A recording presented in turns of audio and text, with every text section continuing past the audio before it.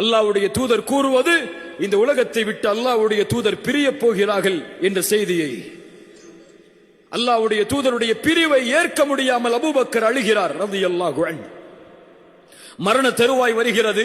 அல்லாஹ்வுடைய தூதர் மரணித்து விட்டார்கள். எல்லா நபித்தோழர்களும் கவலையில் இருக்கிறார்கள். உமரால் ஏற்றுக்கொள்ள முடியவில்லை. உமர் சொன்னார்கள், யார் முஹம்மது ரசூல் இறந்து விட்டார்கள் என்று சொல்வார்களோ அவர்களுடைய தலையை என்னுடைய வாள் கொய்யும்.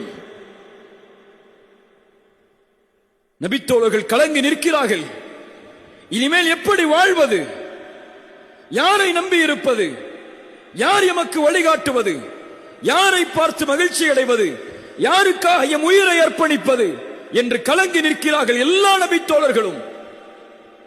எப்போதும் கலங்காத அபூபக்கர், எப்போதும் கலங்கக்கூடிய அபூபக்கர் அந்த சபைக்கு வருகிறார் கலங்காமல்.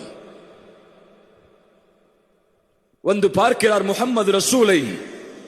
அவருடைய கண்ணில் ஒரு சொட்டு கண்ணீர் வரவில்லை.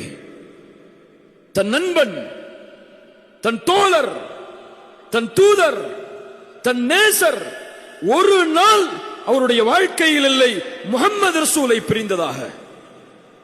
அவ்வளவு பெரிய இழப்பு. வந்து நிற்கிறார்கள். அல்லாஹ்வுடைய தூதருடைய ஜனாசா திறக்கிறார்கள். முத்தமிட்டார்கள். உயிரோடு இருக்கும் போதும் மணந்தீர்கள், இறந்ததற்கு பிறகும் மணந்து கொண்டிருக்கிறீர்கள். என் தோழரே, என் தூதரே, என் நேசரே. அவ்வளவுதான். திரும்ப சென்றார்கள் வெளியே. எல்லோரும் கலங்கி அமர்ந்திருக்கிறார்கள். உமர் வாளை ஏந்தி நிற்கிறார். சொன்னார்கள், உமரே உட்காரு, உட்காரு உமரே.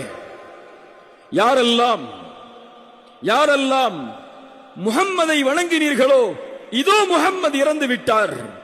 யாரெல்லாம் படைத்த இறைவனை வணங்கினீர்களோ வல்லாஹு ஹய்யுன் லா யமூத், அவன் உயிருள்ளவன், ஒருபோதும் மரணிக்க மாட்டான்.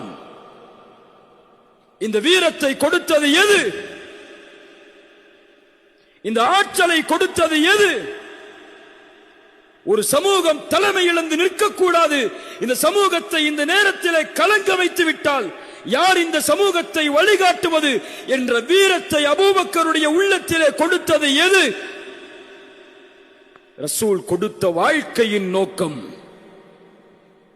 ரசூல் கொடுத்த வாழ்க்கையின் குறிக்கோள், லட்சியம். ஒரு சமூகத்தை உருவாக்க வேண்டும் என்ற லட்சியம், ஒரு சமூகம் கலங்கி நிற்கக்கூடாது என்ற லட்சியம்.